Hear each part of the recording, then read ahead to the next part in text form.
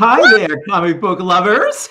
We're here. It's the last Friday of the month, and that means it's time for the comic book crowd. And today's crowd has some familiar faces that we've seen before. There's Alan. Hi, Alan. How you doing? Doing good. Down there, you got the one, the only, Matt Woods. All right. But we got some new exciting people here, too. We've got Chuck Hensey, terrific comics and pop culture.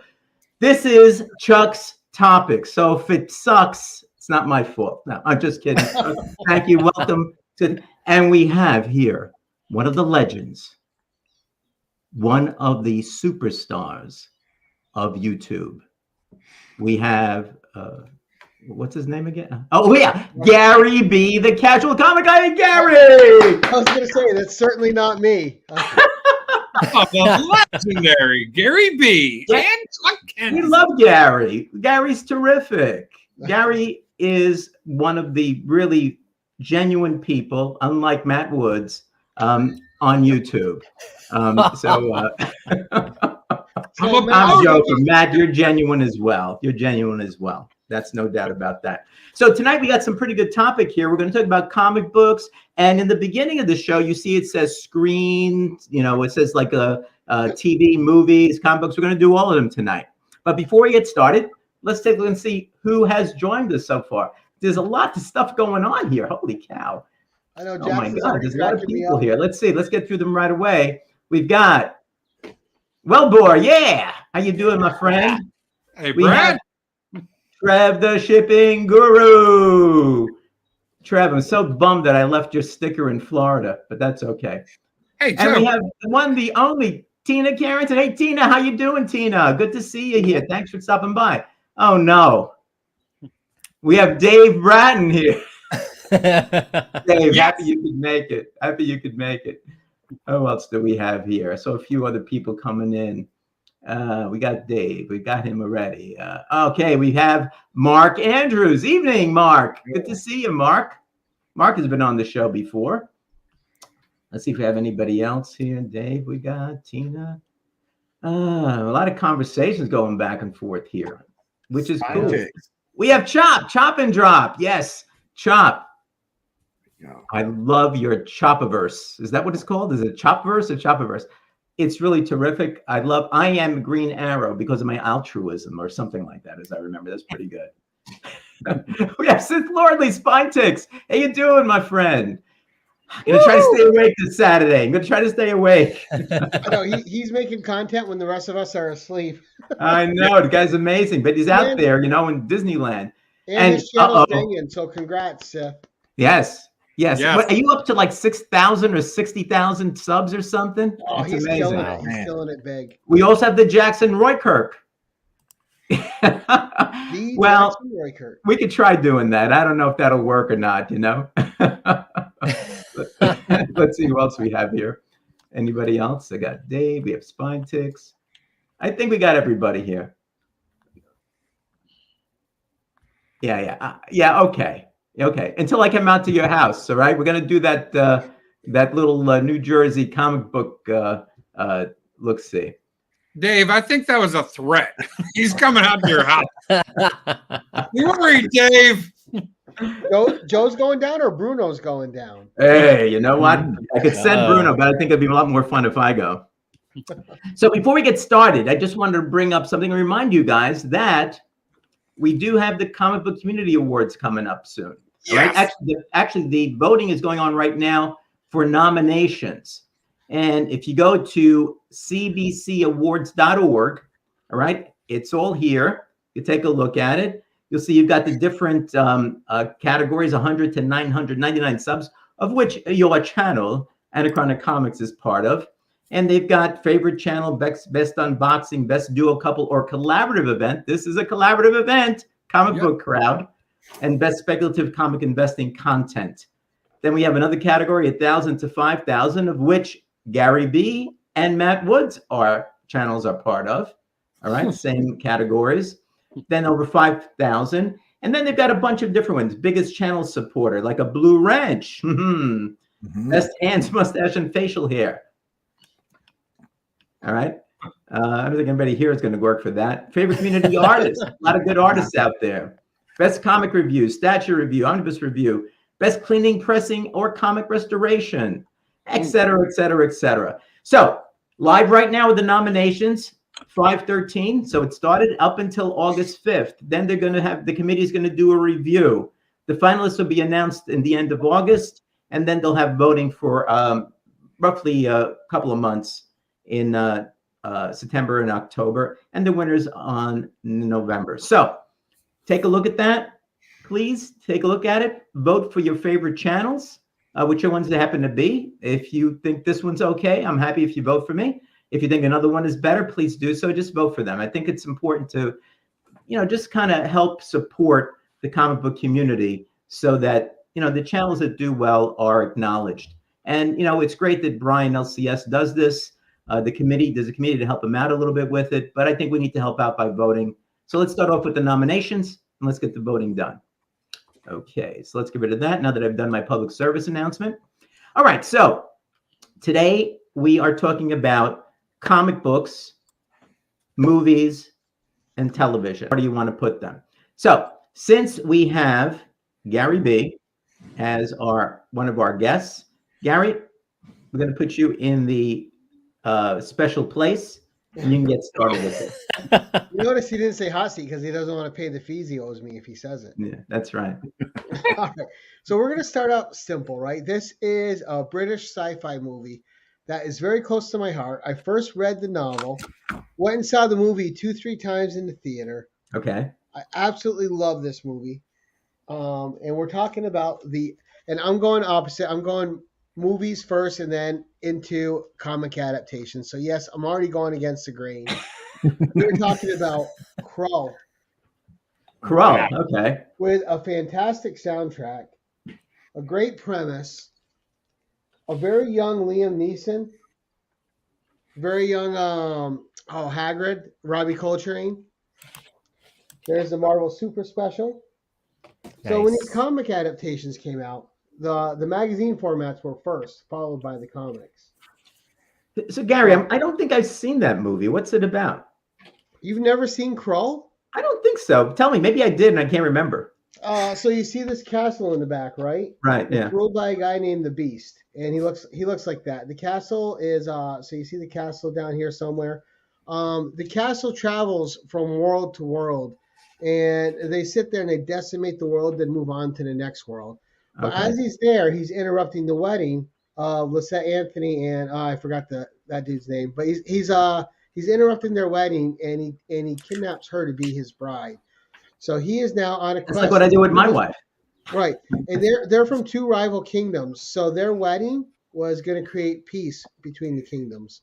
I see. But now that's done. He's got to get the help of an old guy who has ties to someone that's called the Woman of the Web or something. And she controls a spider and she controls time, which is really cool.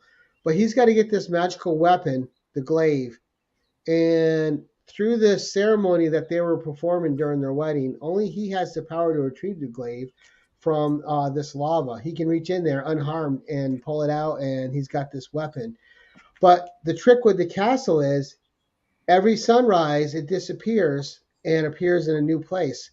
So when they're on their way to it, they have one night to get to wherever this castle is and rescue her, or else they have to start all over again and it moves to a new place. So they're fighting against the ultimate evil that's there to decimate their world. He's got to save his love. He puts together a motley band of barbarians and wizards and such. And he's got to save his planet and his woman. And they can only do it together at the end. And the crew that is with him helps him out immensely. A great sci-fi fantasy movie that did not get the love it deserved in the U.S. when it was released. So does the comic books follow the movie specifically? They do. Yeah. They were adapted by David Michelini, and the art inside is by Brett Blevins, and it's amazing art. Okay, sounds good.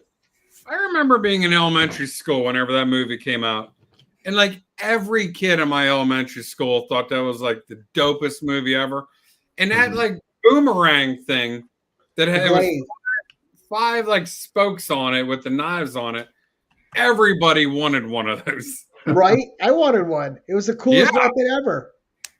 Well, right after that, Nerf came out with the Nerf Boomerang, which was like a 3-pronged boomerang made out of like styrofoam. I don't know how to explain it, but that thing, I think it took off because of the Kroll movie, and everyone wanted that, the boomerang or whatever you call that. I don't even know.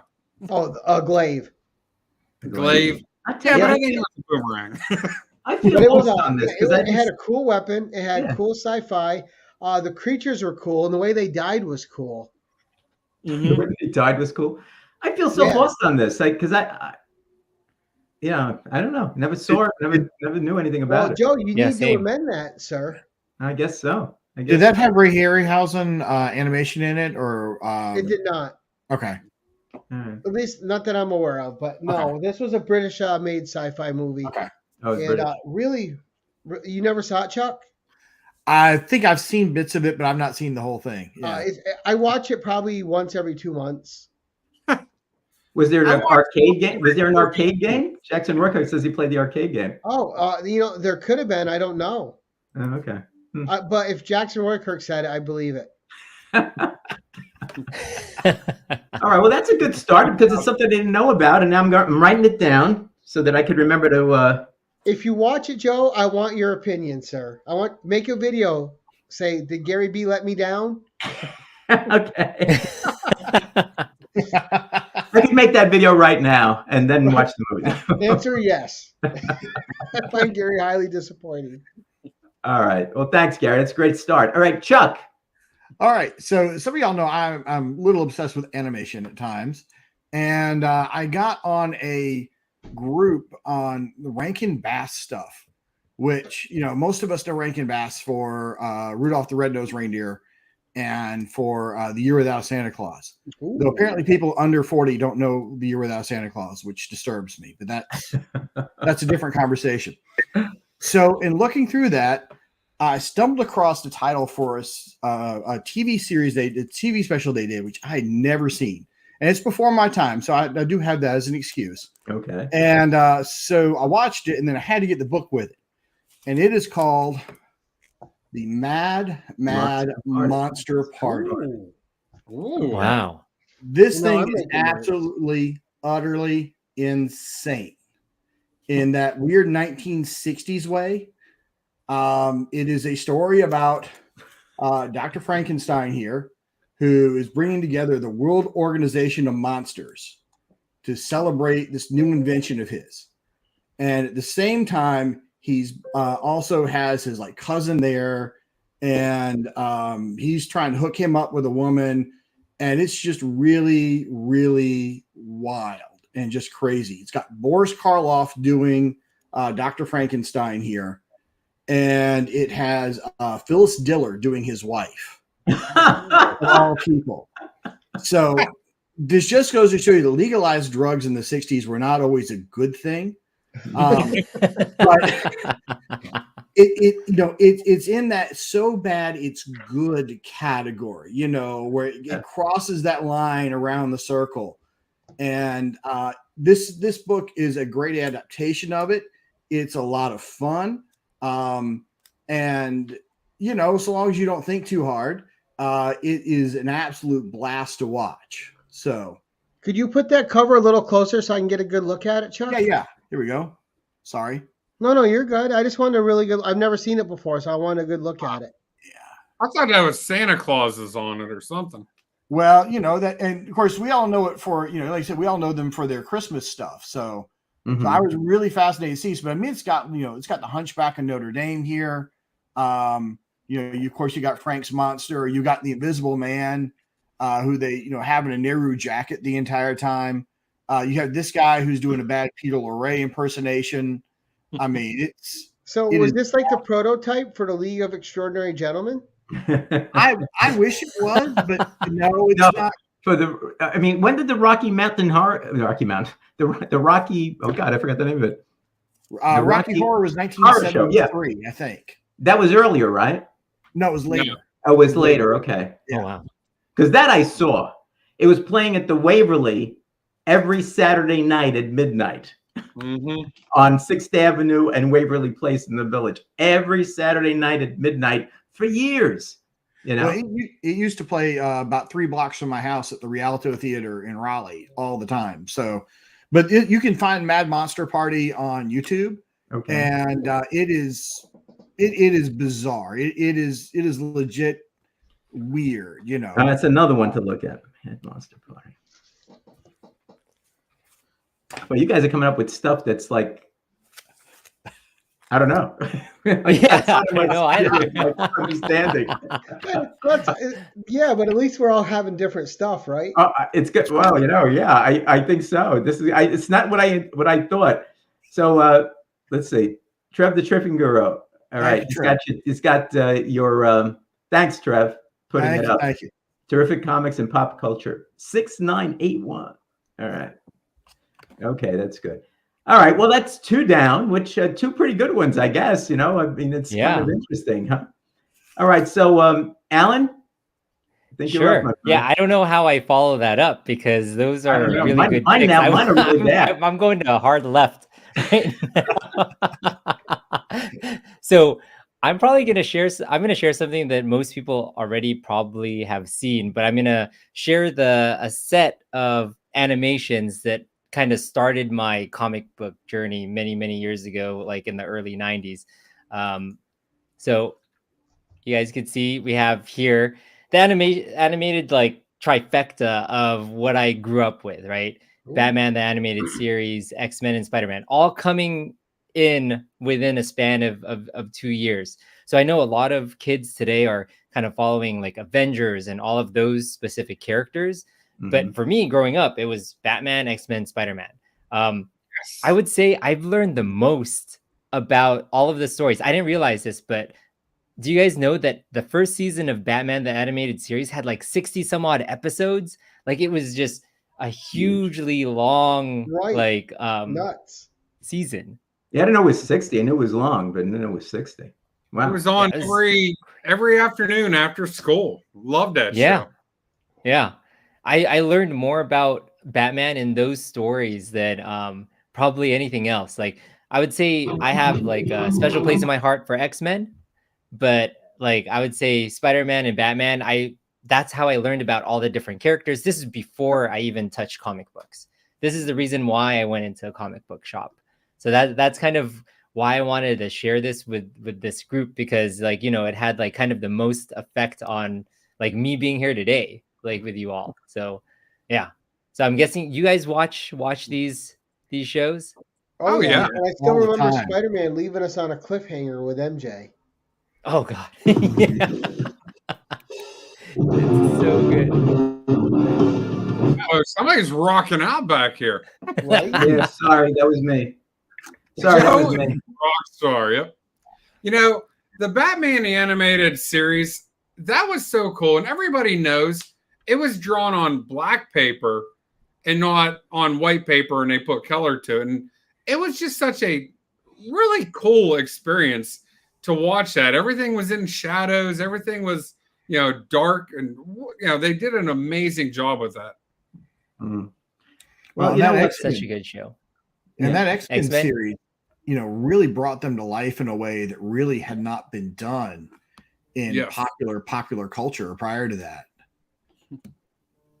Yeah, I remember every Saturday morning, it's like Saturday morning cartoons for X-Men. That was like the reason that I got up with my cereal, sat down in front of the TV. Those are like the memories with my cousins and family. You know, that's our generation's memories, Alan, because our kids don't have that event and viewing to look forward to anymore. Everything's available all the time, which isn't necessarily a bad thing, but it kind of takes away a little bit of the special. You have to wait. Yeah, you have to wait for that Saturday or that day for the thing to come up before you get to see it. So there was anticipation. Now, Alan, do you follow the Batman animated series that they have in comics? Oh, I did pick some up to read some of the continuation or some of those extra stories. So I did read some of those, but I haven't been able to pick up all of them. Yeah, there's so many different ones too. Most recently, they came out with the kind of the radio series, and now they put in I think it's about 6 issues or 7 issues of Forget Comics as well, which are pretty cool actually to see the the audio series kind of put down in comic book form as well. So that's pretty cool to see something like that. But, one thing I want to ask you all, like, because I listened and watched these shows before I picked up comics, whenever I read a Batman book or an X-Men book, I hear all of their voices from like the TV shows, like as I'm reading them. Like That's what imprinted on that's you. who they are. Yep. yeah.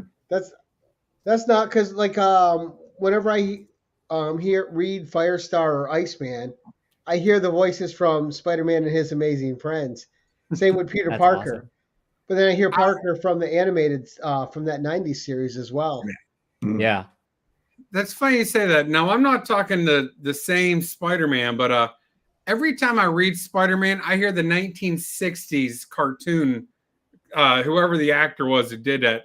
That's always the voice in my head when I hear or when I read Spider-Man. Is that the one that had Spider-Man Yeah.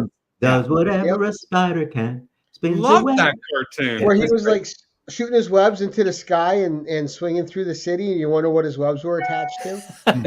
Yeah. See, Gary's in great shape on that because there was only one Spider-Woman series, so he's got only one voice to hear in his head. So Right. So Mark Andrews is the wealth of information. There you Nice. go. Also, Ah. do that. Mm.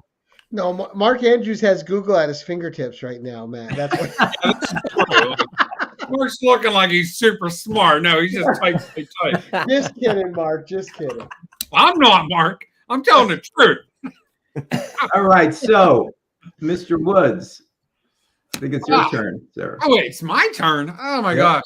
Uh-oh, So- Matt Woods. You know, I'm gonna go off on a curveball, one that nobody would expect me to say. I'm gonna go with Conan, okay? Which wow, I know it's so obvious. Oh my gosh, okay, but it's the truth, okay?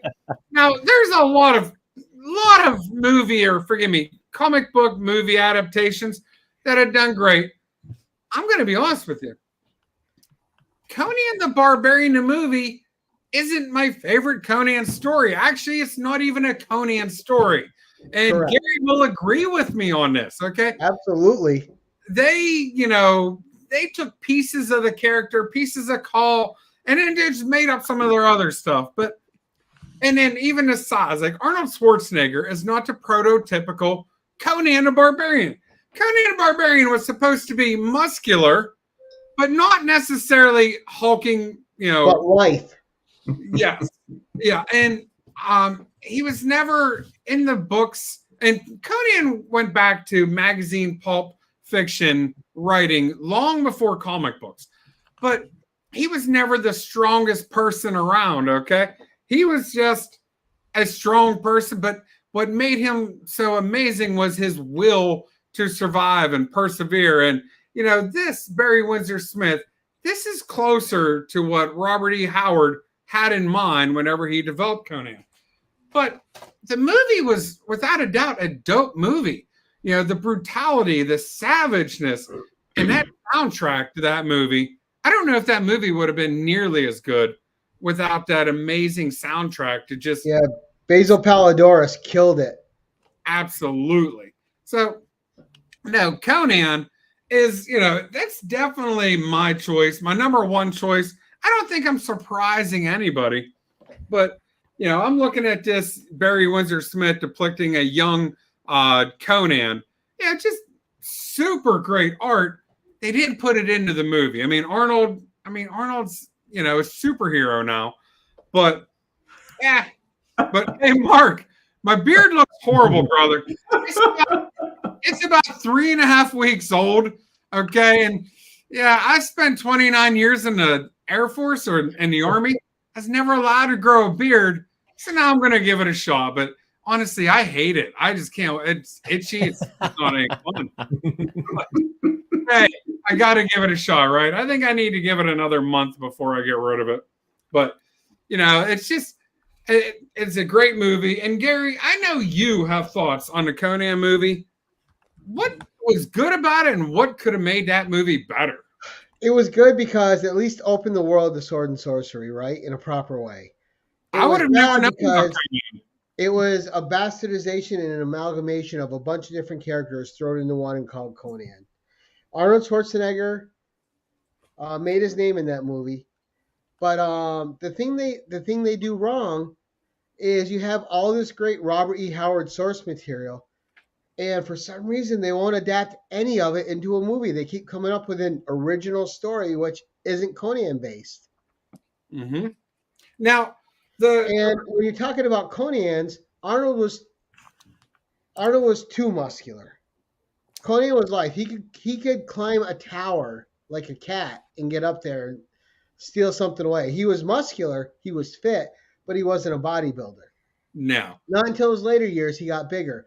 So when you're talking about Conan stereotypes, Barry Windsor Smith drew the quintessential young Conan. John Buscema drew the quintessential older Conan. Yes. All right, so those two, both their styles fit different era of Conan perfectly. Jason Momoa looked the part of Conan that Barry Windsor Smith, that Robert E. Howard wrote. Unfortunately, he was in a movie with script problems. Jason Momoa and the rest of that cast was not the problem with that movie. The problem with that movie was the script. Yeah, so that movie wasn't very good. It just, and I wanted to like it. It just wasn't good. Now, we talk about the adaptations, and the movie did not use any of the source material to make a good movie. And I'm talking to Arnold. Now, the Jason Momoa disaster, again, I agree with Gary. The actors were good. The story was just horrendous. But whenever Roy Thomas decided to take over Conan in 1970, he took Robert E. Howard's stories and put them into the comic books. That's what made it so popular. Is already had these stories, and he just adapted them for the comics.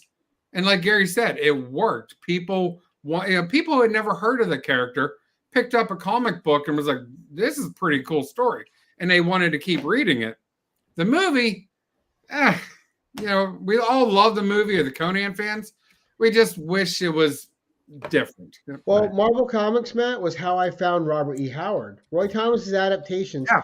People make fun of him and say they don't like him because he's a dirty adaptation person. It's hard to adapt well. And his adaptations were not only true to the source material, but he knew exactly how to change it to make it right for comics as well, and when to add, when to take away. And it always kept the key moments of the stories in place, which was what you needed for a good adaptation. Something that Ablaze Comics could take a note from, because their adaptations are horrid. I'm not a big fan of the Ablaze. They have no respect for the source material. No, they just try to make it as raunchy as possible. That was my impression of it. Was a French comic book. They just put it in English and adapted it for the US. But it was just, honestly, I thought it was raunchy and foul. Yes. Kind of like this guy. Raunchy and foul. He's catching strays. Why is Jackson Roykert catching strays now? Oh, you should see him in the chat. That's his favorite troll.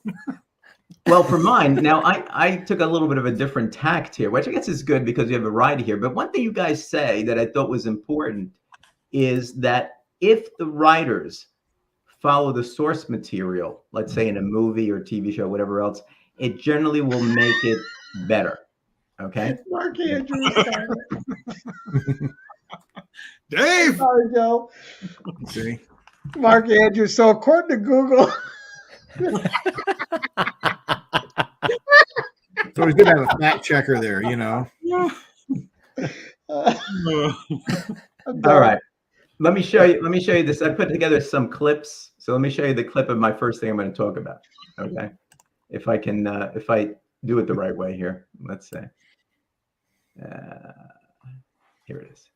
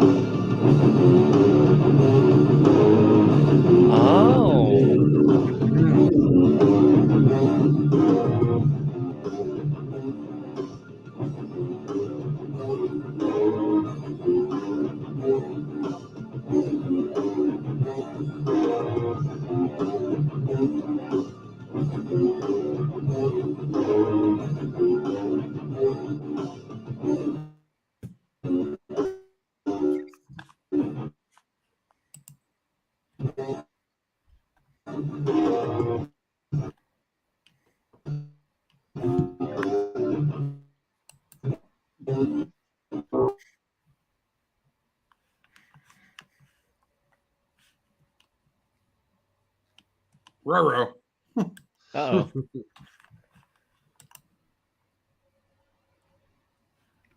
Did Joe freeze? Joe? Yeah, we There back? Joe, We're you're back. Yeah, we're back. We're back. Okay. You're back. Yeah, I probably overloaded the computer. Maybe I shouldn't show the other clips I got here. So it's Christ and Infinite Earths, all right? And this was the Christ and Infinite Earths from the Arrowverse that was on the CW a few years ago. And the thing that I think made it so great was, and I'll talk a little bit about how it did follow some of the story. I mean, the 12-issue Christ and Infinite Earths, was too much to put into, five episodes of a 1-hour TV shows. But what the thing that really got me about this was the fact that they really tried to put into play exactly what the comic books tried to do, and that is having all these different Earths, right? And being able to get it back into one, although there was a little bit of a nuance to that at that particular point.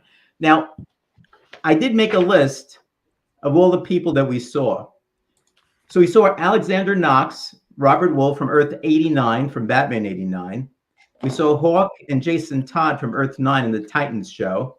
We saw the Ray from Earth X, which was another crossover that they had on that. We saw Dick Grayson and Burt Ward from Earth 66. We saw Will Wheaton playing the Doomsdayer sign holder. That was similar to the person in Superman 2. If you take a look at him, there was a guy who held up a similar sign when General Zod was coming into town. One of the greatest ones is we saw Bruce Wayne, Kevin Conroy, rest in peace. That was terrific that he actually got to play a live Bruce Wayne / Batman on TV after his great performances in the animated series and the animated movies. We saw Clark Kent, Tom Welling, and Lois Lane, Erica Durance, who I was in love with during the 10 years there. From Earth 167. Another great one for me, we saw Kingdom Come Superman, Brandon Roth from Earth 96. Jonah Hex from Earth 16. The Huntress from that one season, Earth 52. Lucifer Morningstar, Tom Ellis from Earth 666. A great one. I don't know if you guys saw this, but in the 1990, I guess it was, John Wesley Shipp played the Flash. And he had a very integral part in this Christ and Infinite Earths from the CW. We saw him. And when he was basically giving his life up because the Flash had to die, same thing that happened in the comic books, he saw a vision of Tina McGee. His was played by Amanda Pays, if I remember correctly, during that show, his girlfriend. We saw Black Lightning, Cress Williams from Freeland. Jim Corrigan, right? He's played by Stephen Lobo from Purgatory, of course. We saw The Flash, Ezra Miller. Who can forget that scene? Matter of fact, let's not forget the scene. I hopefully it won't crash this again, but let me try it and see if I can get this to go.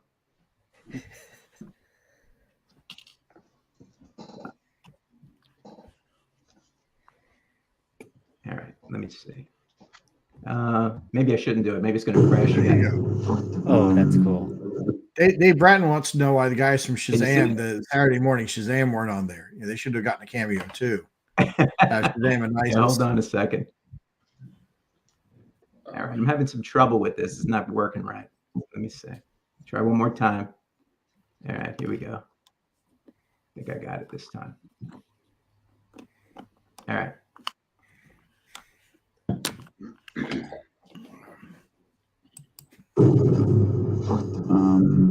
Hello? Roro. What the hell is this?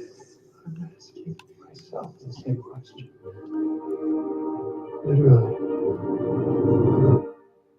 So, I mean, when that happened, everybody just went bananas. That was so great. Yeah. We saw some others too. We saw Stargirl from Earth 2. We saw the Green Lanterns from the Green Lantern movie, which I kind of actually liked. Earth 12. We saw Swamp Thing from the series that came out, Earth 19. We saw the Titans, as I mentioned. Doom Patrol, Earth 21. And one of the greatest things, I think, was seeing once the Earth became one Earth, we saw Marv Wolfman, which was really terrific. And in that Very cool. respect,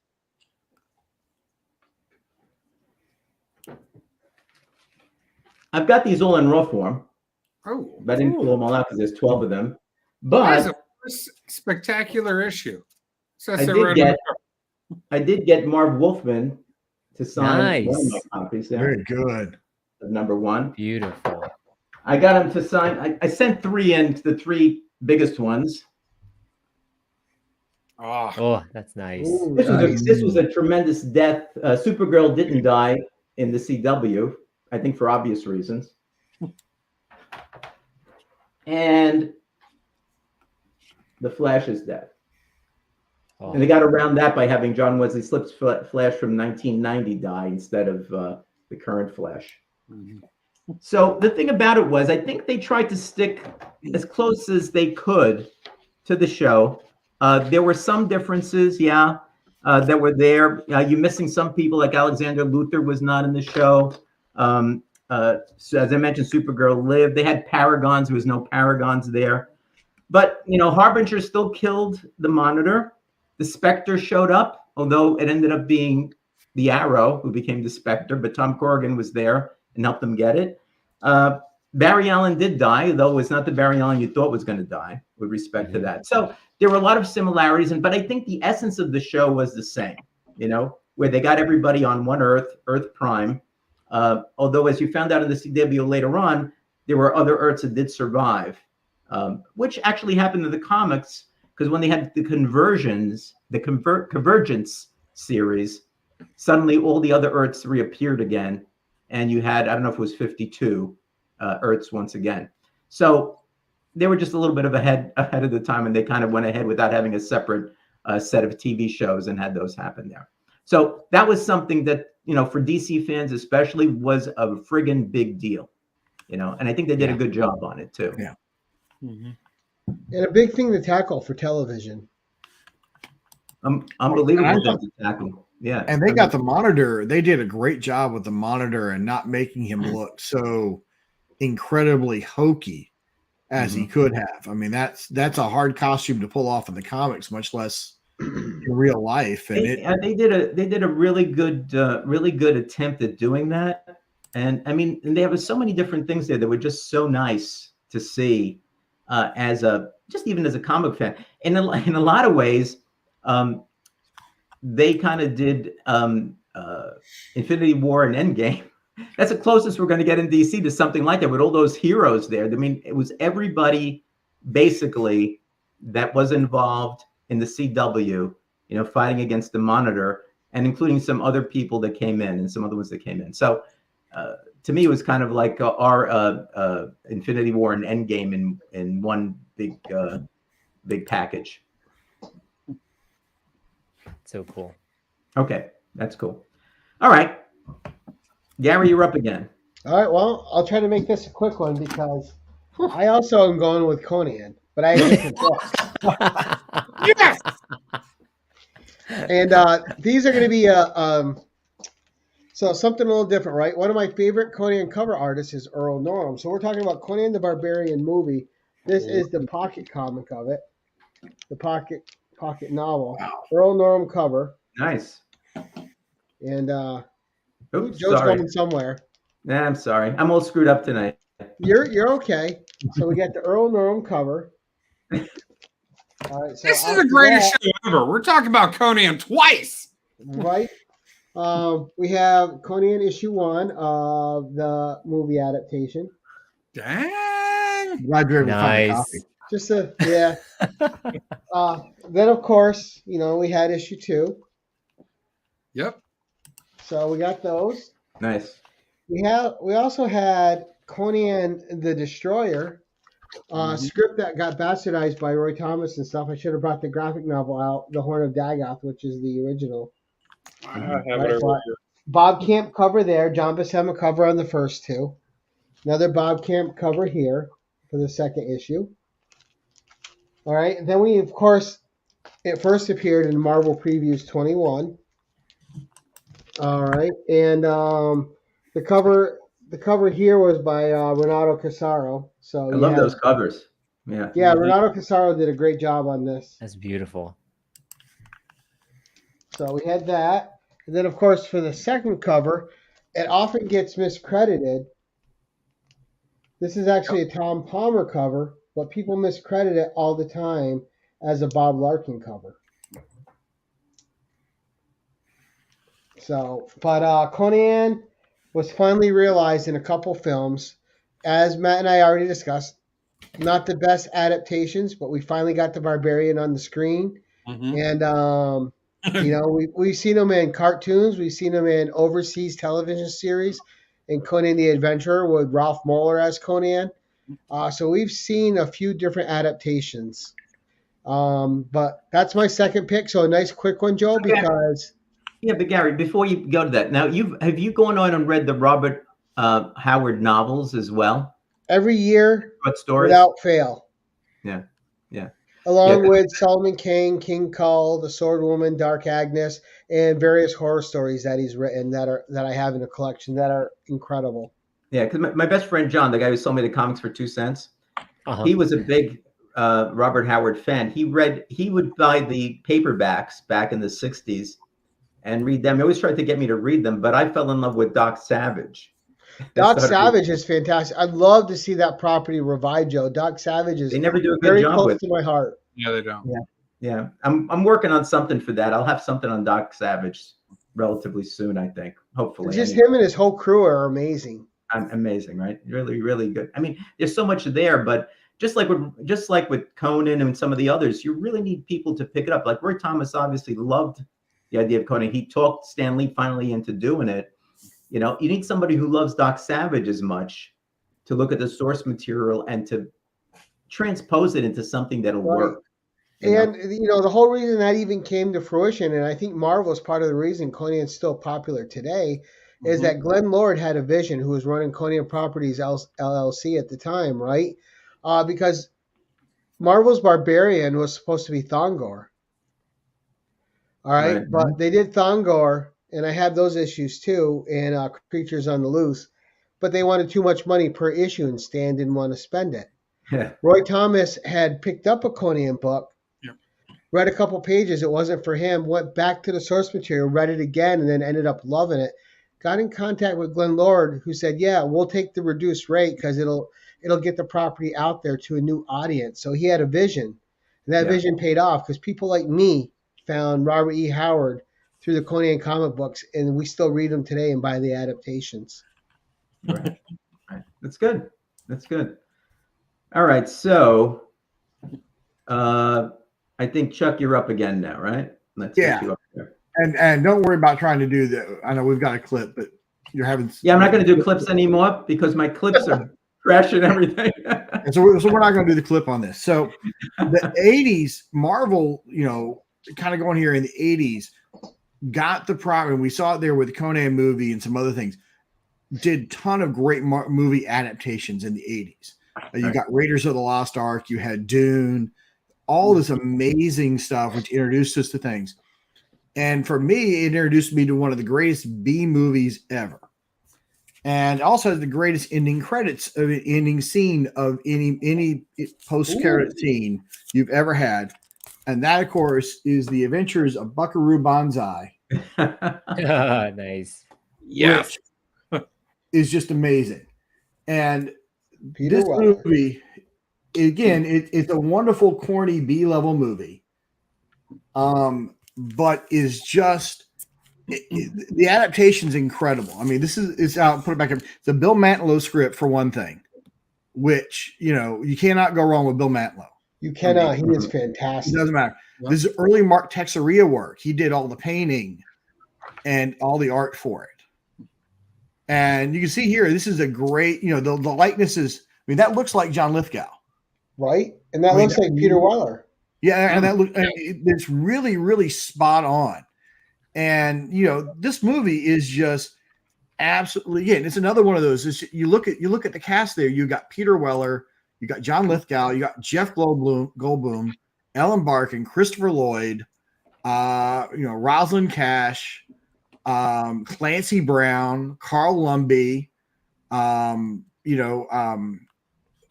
else? My brain is just shutting down here for a minute. Clancy Brown, one of my favorite character actors. Oh my God, Clancy Brown Good is at amazing. everything.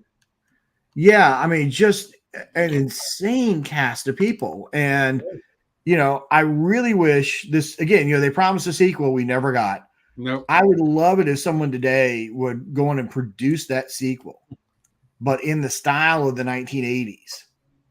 And, of course, now it'd be retro, but it would just be absolutely so much fun. And the art in here is gorgeous. And it's a better adaptation of the story, I think, than the movie was, because the movie was a little confused at times. Mm-hmm. And just amazing. Mark, I did it without Google too. Thank you very much. Okay, Good job, Mark. I just let you know. All right. That's why I'm blanking at least one of the names. Chuck, I'm excited because I never got to read the adaptation, and I just picked it up this month. So you're getting me excited to read it. Yeah. They released the book. Okay. I was at the movie theater the night that movie came out. I remember the commercial came on. I said, "Hey, Ma, do you care if we go to the movies and see this?" And so I've always loved that movie because I think it was like the first movie I ever asked to go see. Well, and it's fun. I mean, It clearly doesn't take itself too seriously. Right. And everyone's just really enjoying themselves, and you can feel that joy throughout the entire movie. And I mean, and Lithgow's chewing so much scenery, I'm surprised they didn't charge him for it. I mean, it's incredible. So it's just it was that makes for a good second choice there. So Lithgow knows how to do it proper when he's at it. Amen. Yep. Yeah, I always wished that they continued on with the 1980s, 1990s Batman before they got too bad. I always thought Lithgow would have made a great Scarecrow. Oh, he would have made an amazing Jonathan Crane, and that would have been worse. That would have been better than Arnold's Mr. Freeze. Mr. Freeze. Yeah. All right, Alan. But it's ice to meet you. Nice to meet you. So my next one, I'm going to take another hard left, is Teenage Mutant Ninja Turtles. Oh, nice voice. So this trifecta, like, again, it was one of the things where I had no idea there was a comic book before I saw the cartoon, and I thought I just went straight from cartoon to what I considered live action.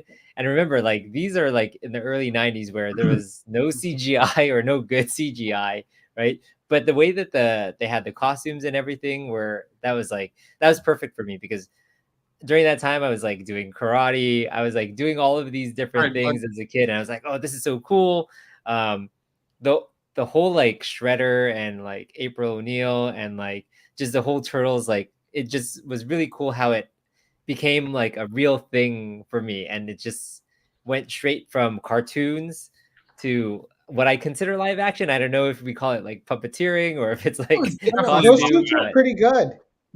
Those Yeah. suits are really good. No, it's just person in a suit, right? The Godzilla effect. Yeah. I think Vincent Creature Shop put them together, actually. The fight scenes were amazing in that. Yes, they were so amazing. And it was like pre, like, the Power Rangers type stuff, all of those like kind of live action, like martial art type stuff on TV. But even when it went to number 3, this kind of blew my mind, where it was like called Turtles in Time. I wrote my first comic book as a kid. It was based off of Turtles in Time. I was like, oh, there's this really cool idea of like my characters going back in time and changing things in the past to change the future. And this is kind of one of the things that really triggered my like imagination as a kid. So that's kind of why like I wanted to bring it up to like, yeah, I guess like, what are your guys' thoughts on TMNT? Because I know it's been tons of iterations since then.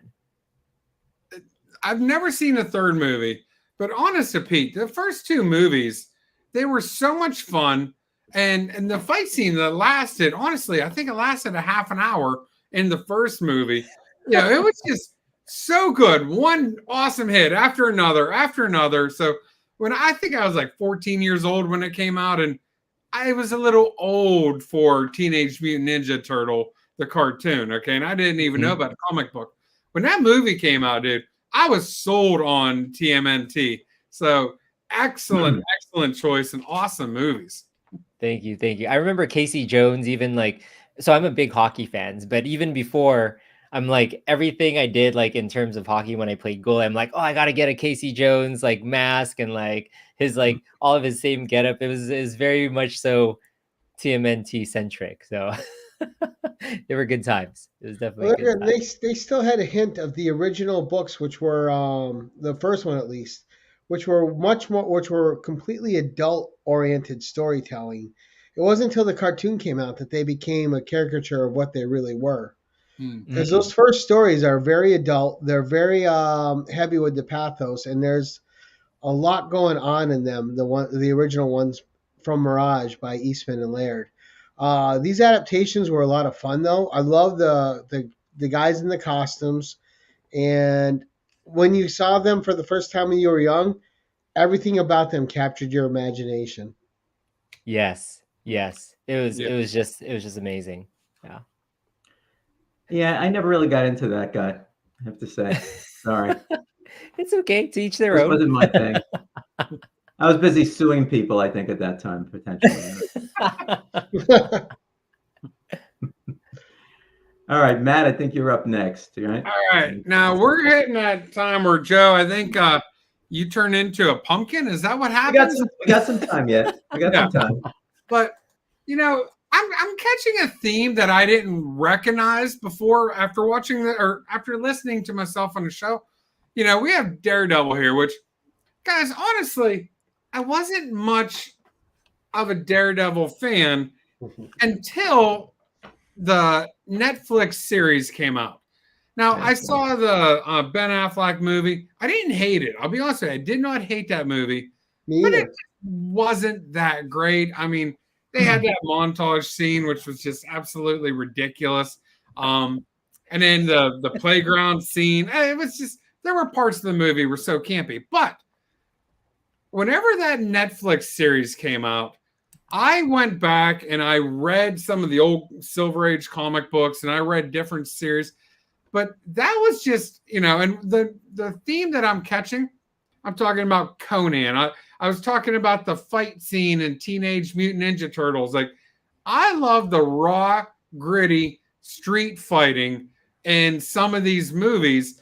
And honestly, Pete, some of the absolute best fight scenes ever in any comic book movie, adaptation, TV show, that was in that Daredevil Netflix series. Some of those fights, my gosh, they'd be going on for a half an hour of an hour show, busting through walls, and you really felt like Daredevil was getting the snot kicked out of him. Right, episode 3 of season 1, that hall scene, and yes, but then he just didn't walk away like, all right, I'm done. He felt it, like there was consequences to the fight.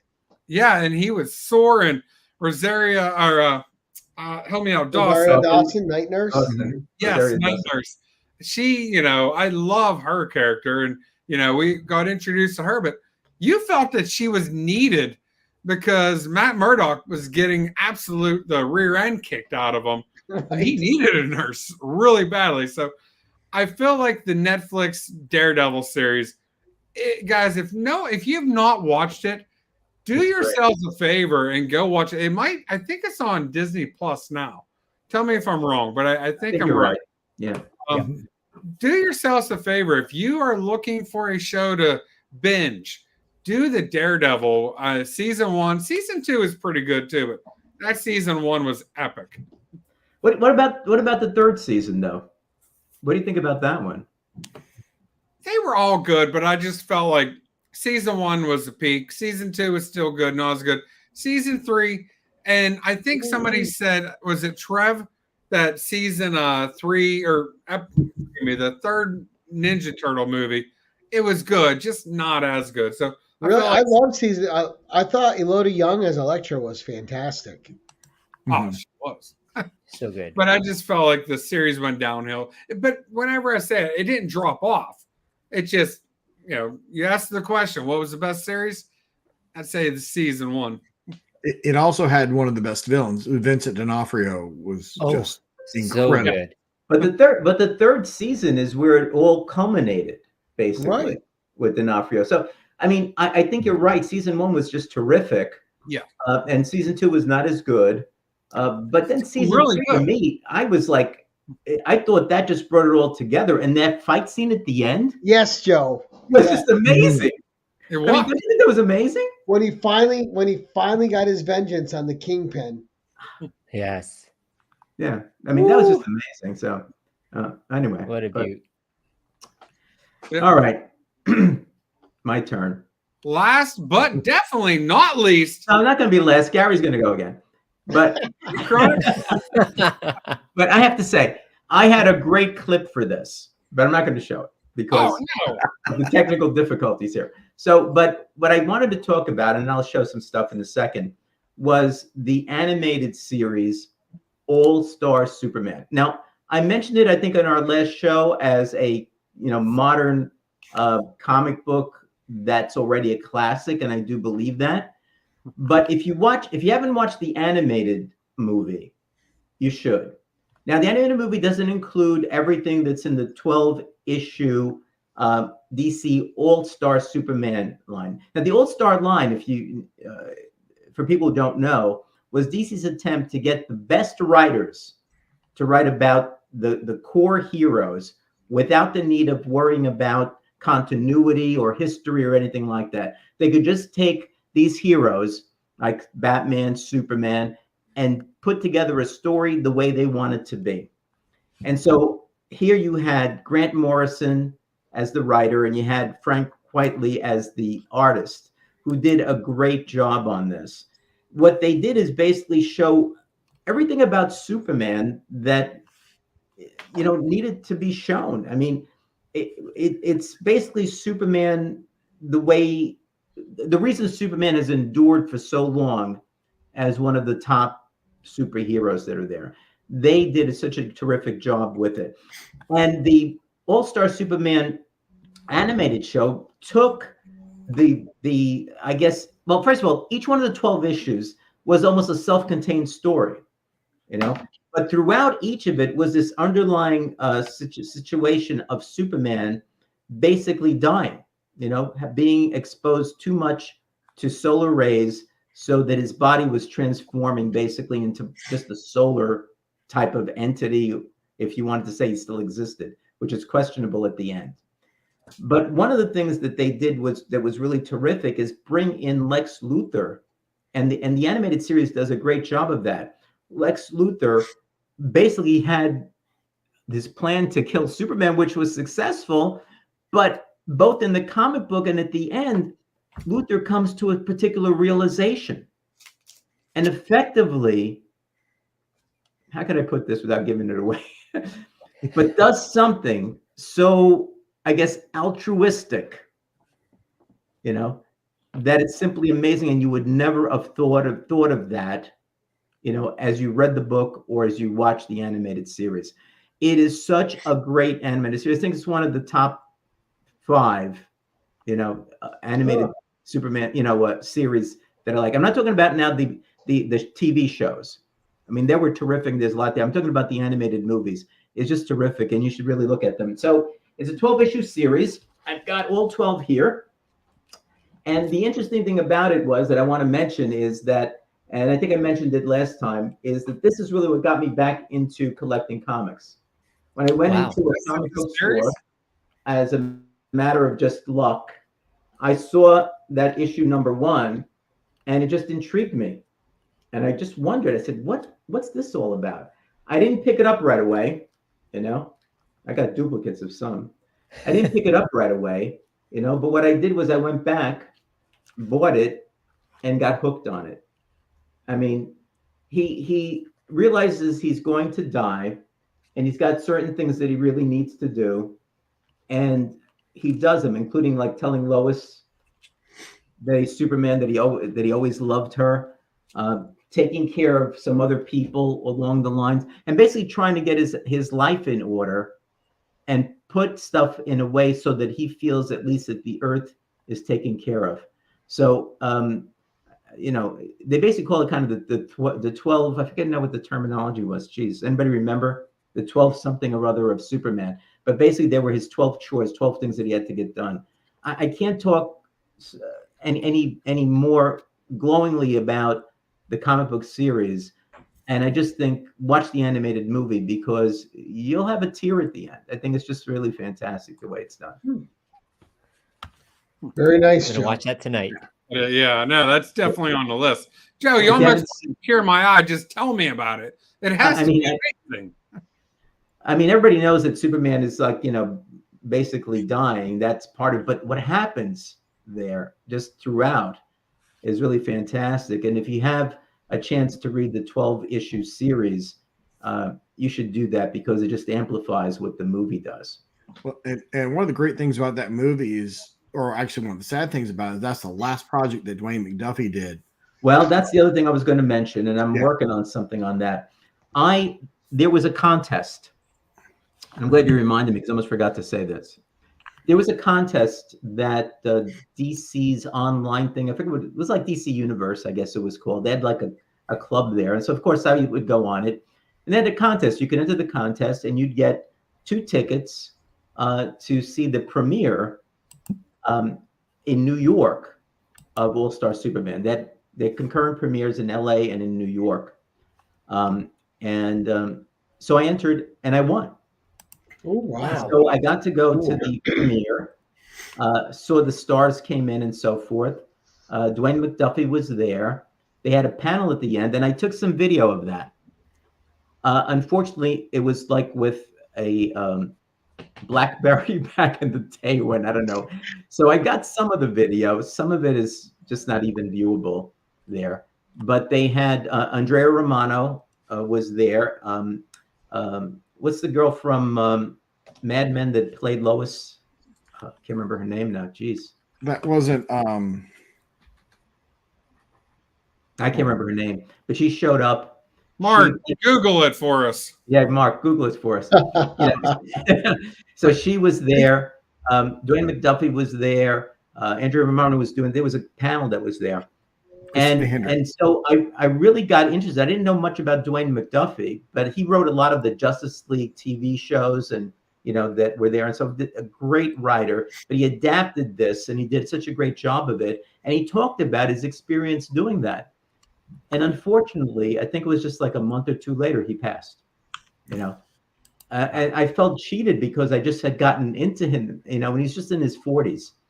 And, wow. and it was just like amazing because I said, "Oh, I'm going to follow this guy. I'm going to see what he's written. I was just so amazed with him, and I've read some of his old stuff now too, but he just had this way. If you look at some of the animated stuff, like the Justice League stuff, especially, I've been rewatching just Justice League, which had just had the 2 seasons before they went to Justice League Unlimited. Mm-hmm. And he wrote a lot of those episodes, and they are tremendous episodes. I mean, they're like comic books come to life. Just fantastic. And it's just so sad. I want to do some sort of a tribute to him on my channel. I'm just assembling some information and stuff on it now, and I'll put something out eventually on it. But I was so happy I was able to get to see him and to hear him talk about this at that premiere on 52nd Street in Manhattan at that time.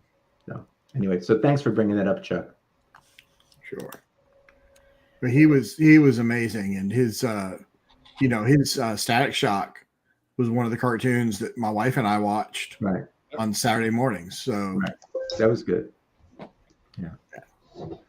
All right. So Gary, usually I turn into a pumpkin in an hour and 15 minutes. So you still got some time, my friend. All right. Well, this will be quick, but I pulled these especially for you, Joe. Okay.